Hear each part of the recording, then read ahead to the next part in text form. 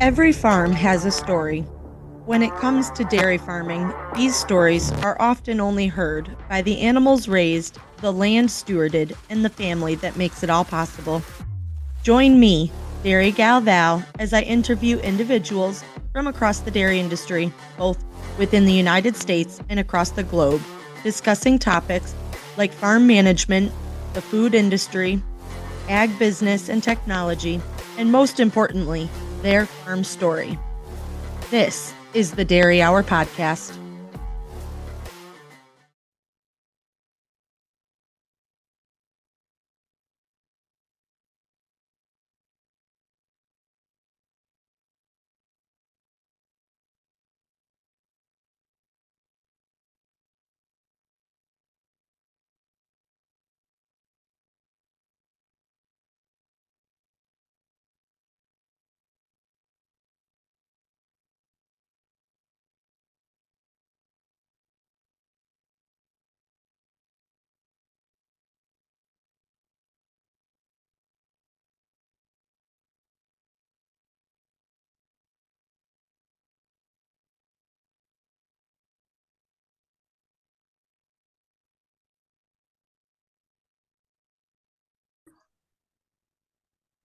Hello, everyone, and welcome to today's episode of the Dairy Hour Podcast. I'm your host, Dairy Gal Val, or Val Lavigne. I am joined today with Paige Roberts. How are you today, Paige? I'm doing well, surviving the cold. How are you?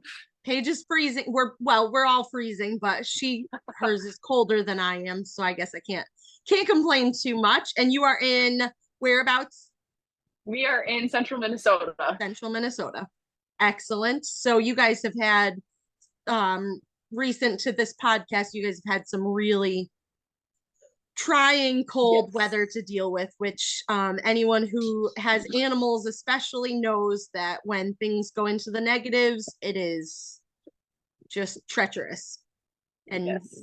you go into survival mode, keeping the animals happy and thaw yourself out later. So I get that. Oh dear. So Paige, do you want to tell us a little bit about what your current day-to-day job is? Yeah, so I am the herds manager for a 150 cow dairy. So I'm kind of in a, I like to say, transition, kind of relearning my job almost. We just recently installed 4 DeLaval milking robots. So really learning how to manage the cows with the robots, it's completely different. It's a lot more of like time management. Like if I do this now, then I can do this later. And so yeah, kind of learning all of the robotics and things like that. But of course, I do all the herd health work, take care of calves, your general dairy farm work. We also have an on-farm creamery. So 10% of our milk we send right next door, make it into cheese. So I do help with that occasionally. And then we also do farm tours. So I give our Friday farm tour. Awesome. But you did not start out in dairy, which is what's really fascinating. So I guess we could bring it back to childhood and growing up in central Minnesota. Yes. I guess as a kid, I, didn't grow up on a farm, but I was in an area where farming was not like a weird concept. I think it is for a lot of people. But I grew up around it. My best friends had dairy farms, things like that. I always was drawn to animals. My mom always jokes because I never played with like dolls. It was always stuffed animals. Um, so yeah, but going into college, I had zero idea what I wanted to do, and I was really confused looking back. I don't think I realized it at the time, but you make an 18-year-old decide what they're gonna do for the rest of their life, and Yep. yeah, It so definitely being told to like that you have to pick a career path at 18 is, some people have an idea, but some people think they have an idea, but then they get into it and they're like, well, that didn't work out. Yeah. And then other people are like, I don't know anything besides high school and school in general. So I don't know that I definitely think is something odd in society, that it's like, all right, you just got done with all these years of schooling. Now pick what you want to do for the rest of your life, like without trying anything out. So I guess bringing it back into high school, did you get to do any FFA, 4-H, anything like that? Or, you just went to school, went home, and didn't really do much anything? So our school did not have an FFA program, and 4-H never really like grew up in more of like not a city area, but definitely 4-H wasn't as popular. I had some friends in 4-H, but it wasn't like a big thing. Was really into sports. Played volleyball, basketball, softball in high school, and so I kind of thought, maybe I'd do something with athletics. And I knew I wasn't good enough to play anywhere, but I thought maybe I could be an athletic trainer or whatever. But even that, I was kind of like, meh. Didn't set your soul on fire, that's for sure. No. So you went off to college and you went to the University of Wisconsin in River Falls. Okay.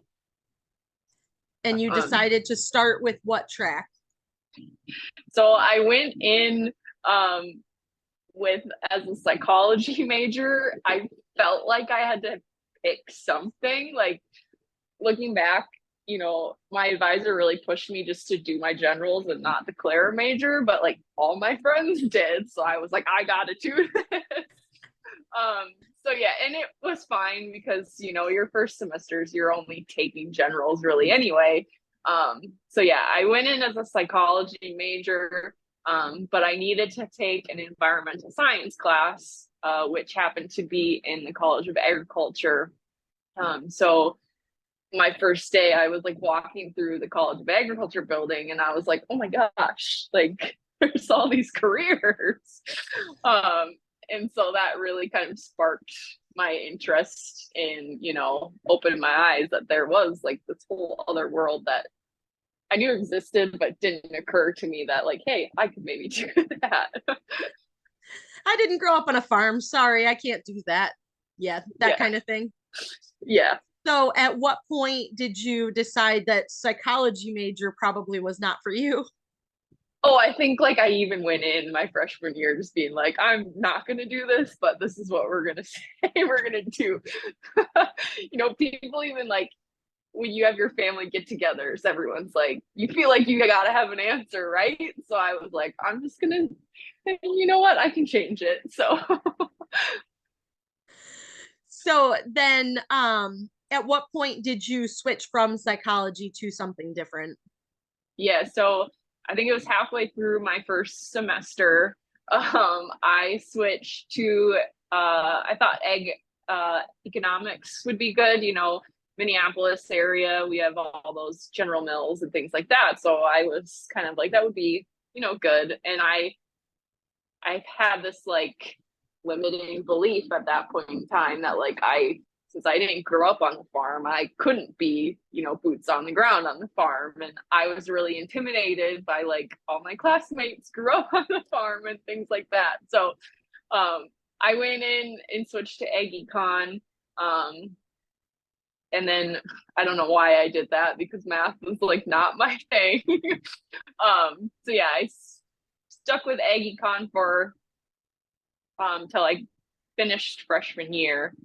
But I kind of knew even before then at that point in time that I wanted to switch to dairy science. So then you switched to dairy science and you did some other things that got you even more interested in dairy in college, correct? Yes. I think I was leaning towards, animal science, kind of more like a general study in that way. But all of my girls that lived on my dorm floor and a lot of my friends are all in dairy club. And so they took me along one night and I was like, this is pretty awesome. It's pretty cool to be like in a group of people like the dairy club where like they're young and they're just love the dairy cow. Like it really impressed me how passionate everyone was for the cow. And I was like, man, I want to be a part of like a group of people like that. I want to be passionate about cows. Yeah. And so I just decided I ended up majoring in agriculture studies with a dairy science emphasis. So the dairy club was really like, I wanted to be a part of a group of people that was really passionate how those kids are. So, yeah. So you made it through college as a dairy science-ish major. yes. And then where did you go from there? I was really stressed out my senior year. Everyone's looking for jobs or trying to get into vet school and all these things. And I could not find a job. And so I ended up getting a job like 3 days before graduation, working for a dairy veterinarian in Rochester, Minnesota. I had actually went to school with her brother-in-law. So I had a little connection there, and I figured it would be good, get some hands-on experience working with a veterinarian. So I moved down to Rochester for a year doing large animal vet tech work, but we only worked on dairy cows. So that was a really good experience for me. I was really hands-on and learned a lot from being in that practice. So yeah, definitely getting that experience, especially coming from someone who didn't grow up getting that hands-on experience. Yes. Like someone who grew up on a dairy farm probably, would/should. So that's definitely good because it gives you an experienced person to basically learn from and guide you in the right direction. So you were there for about a year? Yes. And then so I was there for a year. I was far from home, didn't have any family, didn't really have like a ton of friends down there. So I wanted to move home. And the veterinarian I worked for went to school with Lucas and Elise Salstrom. They own Red Head Creamery, so our creamery that's on the farm. And somehow she had found out that they were looking for help, and the veterinarian was like, you got to go work for these people. So yeah, I applied, came out and visited with Elise, the cheesemaker, and then Jerry and Linda, who are the farm owners. So Elise is their daughter. So I interviewed with the three of them. It was like 2 hours. And they showed me around the farm and things like that. And I will never forget this. Right before I left, Jerry was like, well, we'll call you tomorrow and we'll let you know. And it was literally like I wasn't even home yet. And he called me and he was like, we would love it if you came work for us. So decision made easy. Excellent. Yes. So you got to move back towards home. So you're fairly local to where you grew up then and your family and things Yes. like that. And you've been there for how long now? It'll be 8 years in May. Awesome. So I guess, do you want to talk a little bit about how your role started at that farm and has changed over the years? Yes. So when I started, we were milking in a 8 herringbone parlor. Really, my time was split between the milking cows and feeding calves and doing things like that, and then also working in the creamery. At that point in time, the creamery did not have any full-time staff besides 2 summer interns and myself. And then on the farm, had quite a bit of help at that point in time. So, getting my 40 hours, getting experience and doing, I was just happy to be working. And so things progressed, pretty quickly. Creamery started growing like crazy. So now, 8 years later, we have almost 10 full-time staff members for the creamery. But then things on the farm, I'm sure people that listen know the struggle of getting people to come and milk cows. No one wants to do it, right? Correct. So that became more of a priority. making sure the cows were getting taken care of, because we, always were struggling with finding help. And kind of more and more as I worked and I just gained more responsibility, to the point, of where I am now. I'm the only full-time employee now on the farm, besides, Jerry and Linda, the owners. So yeah, it kind of just progressed to, milking cows to, being the herd manager and helping Jerry and Linda out with that stuff. And then it got to the point where we couldn't find anyone to milk cows hardly ever. And it was just really a lot.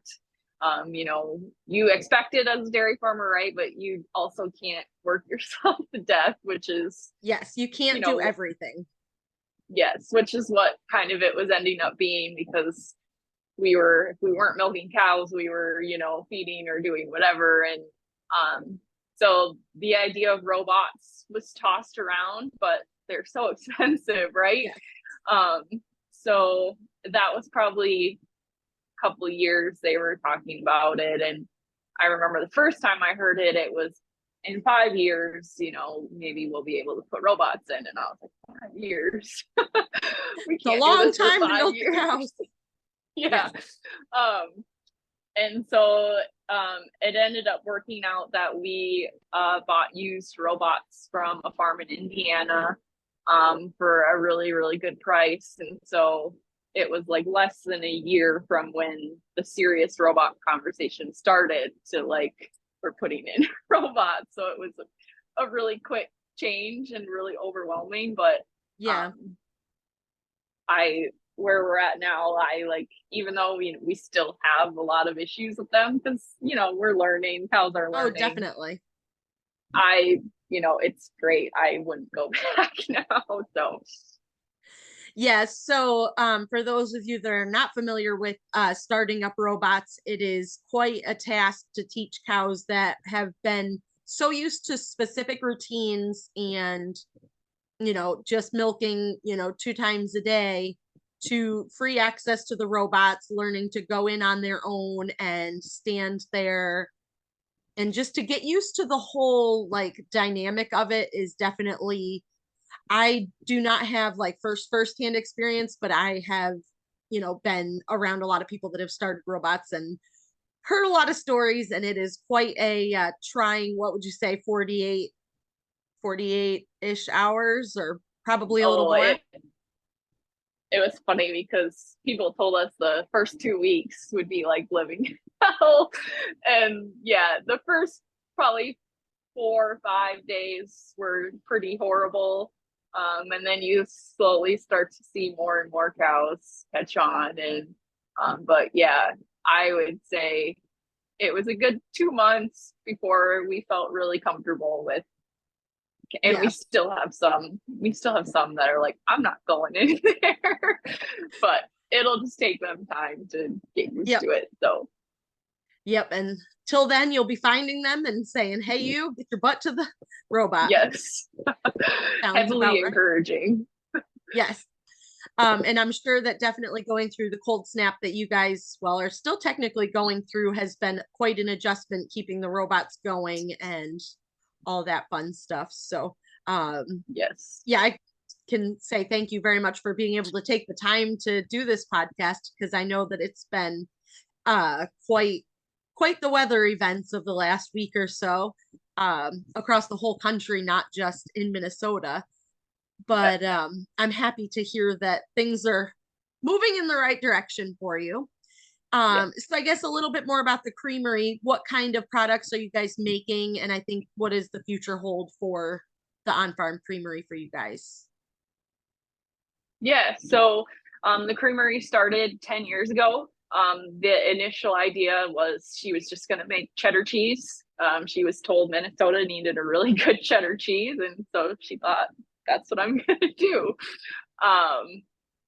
So she started with that, and then of course cheese curds. And then we've kind of grown. Now we have about 7 different cheeses that we make pretty consistently, and then some special ones on the holidays and things like that. And so yeah, next year's our 10-year anniversary of making cheese right on the farm. It's funny because she wanted to take over her parents' dairy farm, but she was not going to milk cows. So this is her way of being able to stay on the farm without having to milk cows. So, but the next steps are we're going to be making a raga. So right now we're doubling our creamery space. Cheese make space will be bigger. We're like where people can eat cheese and hang out and things like that. But then we're also adding a distillery. You can ferment the whey. Yeah, you can ferment the whey from the cheese making process, and then distill that, and you turn it into what's called a raga. But it's basically just similar to vodka, a clear, tasteless alcohol. Yeah, that sounds fun. So now you drink alcohol and eat cheese and be merry, and life is good. Yes. Or when it's negative 15 degrees out and you're cold, you just go in and do a quick shot and it'll warm you up real fast. I know. I was like, I can't wait to put this in my morning hot chocolate. Oh dear. Don't tell anyone, right? Yeah, right. Oh my gosh, that's awesome. So I'm just so excited to have someone that, you know, started obviously with a non-dairy background that just found their love and passion within the dairy industry. And that is fantastic. I know I followed you on social media for a little while, and we actually got to meet this past November in Orlando at the NMPF DMI joint annual meeting. You were there as an emerging leader, which is fantastic. We're really happy to have great people like you joining the industry, and just, you know, your passion and your excitement about the industry is really contagious and wonderful. So we do really appreciate that. At this point, I want to throw a few rapid fire questions your way. Okay. Your go-to pizza order. Oh, pepperoni with extra cheese. That works. Yes. Pepperoni with extra cheese is the most important part. That's 100% for sure. So I don't know if you kind of just answered this. Coffee or tea? I would say neither. I was just gonna say, you just talked about putting it in your hot chocolate. So yes, people ask how I survive without caffeine. So I drink hot chocolate instead. I mean, the chocolate has a little bit of caffeine in it, so I guess that's good. Runs on cocoa. That's not a bad thing to do. And I guess let's do your favorite kind of cheese. So like, if you had to pick one type of cheese for the rest of your life, what would you? Tough one. I know. I'm here for the tough questions, you know. You know, I feel like I have to pick a Red Head Creamery cheese, right? You don't have to. We won't tell them if you do. If you don't. No. I like anything like spicy cheese, so we make a honey chipotle cheese, but otherwise I would say like Pepperjack for sure. Okay. I can't get behind that with you, but I'll let you have all the Pepperjack that you like. I'm a non-spicy cheese person. No spicy. Most people are not on board with that. No. And then what is your an inspirational quote, motto that you live by that is just something that drives you to strive to be your best and get through some of the toughest days on the farm? Yeah. So, you know, not every day you're motivated or whatever. Like, I think people think when you're passionate about something, you're always motivated, which is not true. No, it's not. And I actually just recently heard this, and I'm probably I'm paraphrasing a little bit, but it's a Mark Twain quote. And he said, if you have to eat a frog, eat it for breakfast. If you have to eat two frogs, eat the big one first. And so, you know, when I don't want to do something or when I don't want to go out in the cold, I'm like, just do it first, you know, eat the big frog first. And then your day is only going to get better from there.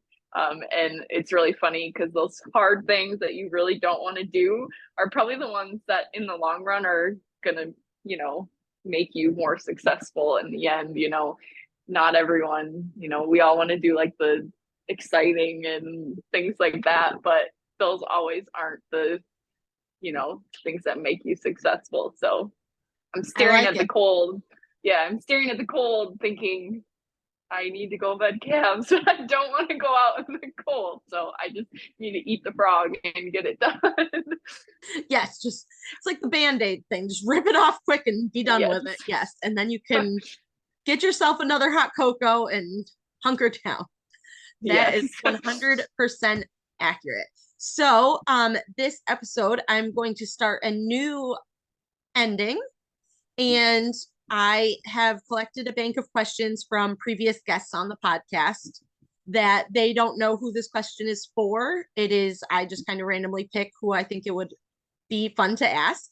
So your question is, if you could change what type of agriculture you were in, or if you had to change what type of agriculture you were in, what section of agriculture would you go to, and why? This is a good question. I would say probably like row crop farming, corn and soybeans. With dairy cows, we drive tractor a lot, but not as much as they do, right? And one of my favorite things in the summer is sitting in the tractor when it's nice out and making hay and doing all that stuff. So I say that now, but you know how hard they work in the spring and the fall. So it probably isn't as like great as I'm thinking it would be, but it doesn't have to be as great as you think it is. It can just be idealized in your mind, and you can just be like, I think that would be wonderful. When it's -15, if I don't want to leave the house, guess what? I don't have to. Yeah. I will envision warm spring days. I think that would be, pretty cool. I love it. Paige, I really appreciate it. Where can people find you? Because you are always a fun follow on social media. Mostly on Instagram, Paige_farms. So a little bit on TikTok, but not much. Very good. And I will link your Instagram in the show notes for people to find you, because that just makes it so much easier anyways. So any last parting words? Besides, she has to eat the frog and go bed the calves. Yeah, and stay warm. I agree. Well, everyone, Paige, thank you so much for joining me on today's episode of the Dairy Hour podcast. I hope you all enjoyed this episode as much as I did chatting with Paige and getting her out of the cold for a little bit. And I hope to see you next week. Thank you, everybody. Thank you so much for listening to today's podcast. Please be sure to subscribe to be notified of future episodes and leave a review.